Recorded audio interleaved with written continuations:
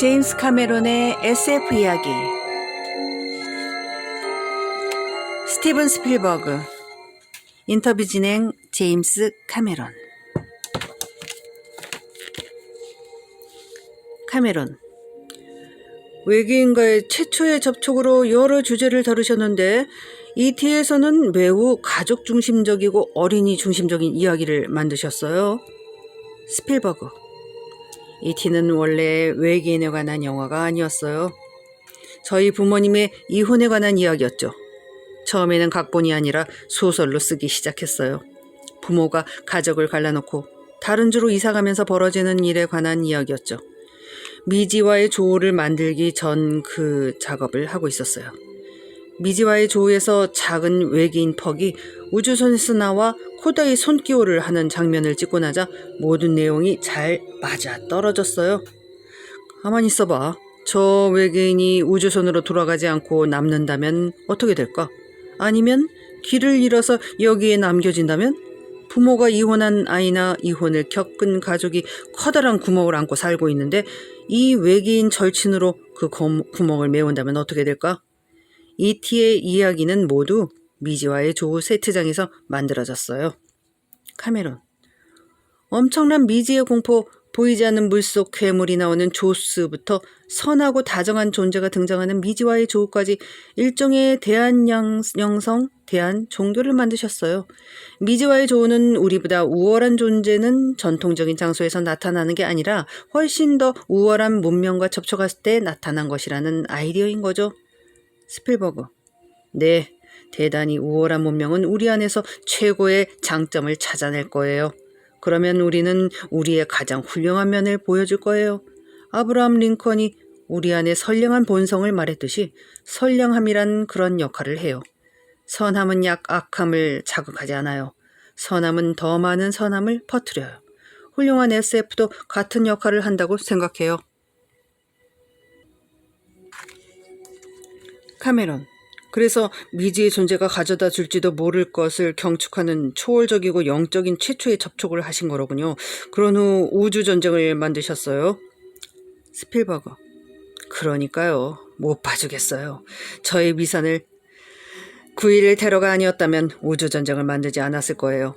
우주전쟁은 미국 문화와 세계적인 테러리즘 역사의 한 사건인 9.11에 관한 비유거든요. 미국은 공격받는 것에 익숙한 나라가 아니에요. 마지막으로 공격받은 게 진주만 정도였죠. 맞아요.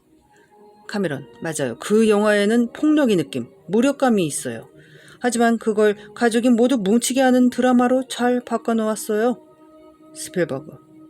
그 영화는 각본가인 데이비드 코앱과 함께 작업했어요. 데이비드는 가족 이야기에 정말 감각이 있어요. 이혼 가정의 아이였던 제 경험과 트라우마와도 맞아 떨어지죠. 데이비드와 만났을 때가 떠오르네요. 제가 이렇게 말했죠. 아이에게는 별 관심이 없는 편부에 대한 이야기로 만들어야 해. 그런데 어쩌다 보니 이 사건으로 그 어느 때보다 아이를 보살피게 되는 거야. 자기 자신보다 더. 그건 우주전쟁의 핵심이 됐어요. 영화의 결말이 아주 좋지는 않죠. 전 그 망할 영화를 어떻게 끝내야 할지 결국 생각해내지 못했어요. 카메론. H.G. 웰스도 생각해내지 못할 것 같은데요. 감기가 악당을 물리치다니요. 스필버그. 저도 똑같이 한 걸요. 모건 프리먼이 해설하는 걸로 도와줬죠. 카메론. 모건 프리먼이 말하면 모든 게 그럴듯하게 들려요. 스필버그. 모건은 뭐든 항상 더 좋게 들리게 해요.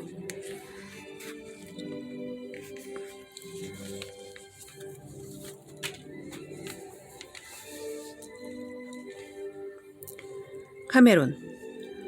당신은 SF가 지닌 경외, 경이, 불가사의, 판타지뿐만 아니라 사회적으로 중요성을 지닌 커다란 사회 문제와 같은 것들에도 관심이 많은 것 같은데 왜 이 두 가지 요소가 결합된 1984 같은 디스토피아 SF를 안 만드는지 궁금하군요.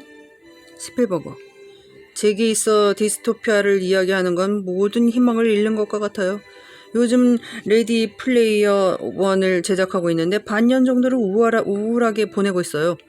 이 영화의 현실 세계는 디스토피아적인 2045년의 미래예요. 사람들이 사이버 생활을 즐길 수 있는 가상세계인 오아시스든 뭐든 원하는 대로 될 수 있고 하고 싶은 일은 모두 할 수 있는 세상이에요. 가장 좋아하는 판타지를 살 수 있는 거죠. 제가 만들 수 있는 디스토피아는 그 정도까지예요. 카메론. 그리고 기술에 적응하는 사회 변화에 의도치 않은 결과를 탐구하는 거죠. 그게 바로 현재 우리가 살고 있는 세상이에요. 우리는 기술과 함께 진화한다고 생각해요. 우리가 기술을 바꾸고 기술이 우리를 바꾸죠. 그 거대한 실험이 우리를 어디로 데려갈지는 아무도 몰라요. 머지않았어요. 우리가 선택한 기술과 통신의 형태가 한 방향이라는 게 흥미롭군요. 우리는 하고 싶은 말을 편집할 수 있고 실시간으로 반응하지 않아도 되잖아요. 저희 아이들에게 전화로 이야기한다는 건 생소한 개념이에요. 한 말에 바로 책임이 따르니까요. 이제는 우리가 한 말의 결과와 말하는 것은 별개가 돼버렸어요. 인터넷과 여러 가지 최신 통신 수단이 그렇게 만들었죠. 사회적으로 우리는 변하고 있어요. 우리는 실제로 SF 속에 살고 있어요. 우리 SF 영화 제작자는 현실을 따라잡아야 해요. 스필버그. 우리가 작업용 책상에 앉기도 전에 마이크로소프트와 애플이 이미 뭔가 생각해냈겠죠. 우리가 화면에 보여주기도 전에 우리가 꿈꾸고 있던 것을 갖고 나타날 거예요. 이제 자연스럽게 AI 이야기로 넘어가네요. 카메론. 도중에 작업을 넘겨받으셨죠? 스필버그.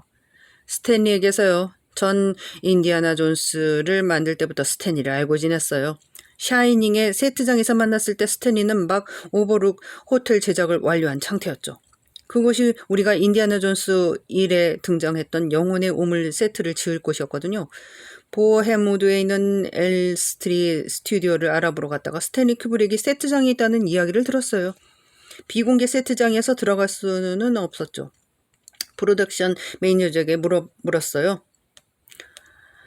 스탠리 큐브릭을 만날 수 있을까요? 하고 물었더니 그가 네, 이쪽으로 오시죠. 그날 저는 스탠리를 만났고 그날 밤 스탠리의 집에 초대받았어요. 그게 80년이었어요. 19년 우정의 시작이었죠. 스탠리와는 많은 대화를 전화로 했어요. 스탠리는 비행기를 타지 않았으니까요. 큐브릭은 비행 공포증이 있었다. 스필버그. 그리고 저는 영국에 가는 일이 별로 없었고 영국에 가게 되면 스탠리를 만나긴 했지만요. 스탠리와는 주로 전화로 이야기했어요. 전화로 9시간을 마라톤하듯 떠들곤 했죠. 말 그대로 점심, 저녁을 먹어보면서 계속 통화했어요. 스탠리는 한 번도 저를 자신의 창작세계에 초대한 적이 없었는데 어느 날 이렇게 말하더군요. 뭐 좀 읽어봐주면 좋겠는데 영광이었죠. 킬러의 키스. 베리 밴 린든 뿐만 아니라 2001 스페이스 오디세이를 만든 사람이잖아요. 그런 사람이 제게 자신이 쓴 글을 읽고 각본으로 각색해줄 작가를 찾아주기를 바라는 거예요.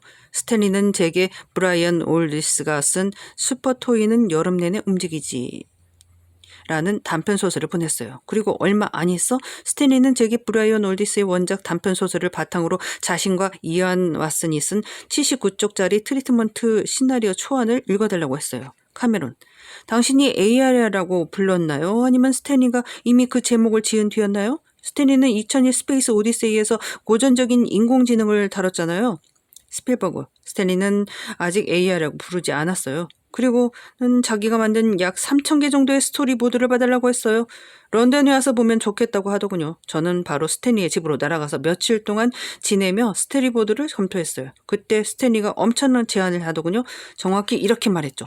지금 이 영화는 나보다는 자네의 감수성이 더 가까운 것 같아. 게다가 난 다른 프로젝트 때문에 정신이 산만하기도 하고. 그때부터 스탠리가 그 영화를 AI라고 부르기 시작했어요. 그는 이렇게 말했죠. 이 영화를 감독하는 데 관심이 있나? 내가 제작을 맡을 건데 내가 라인 프로듀서를 할 테니 자네가 감독을 맡아.